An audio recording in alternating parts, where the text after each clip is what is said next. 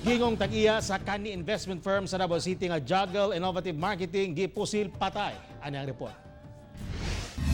Gipusil patay ang gingong tag-iya sa Juggle Innovative Marketing Maa Davao Branch nga si Marilyn Tanli.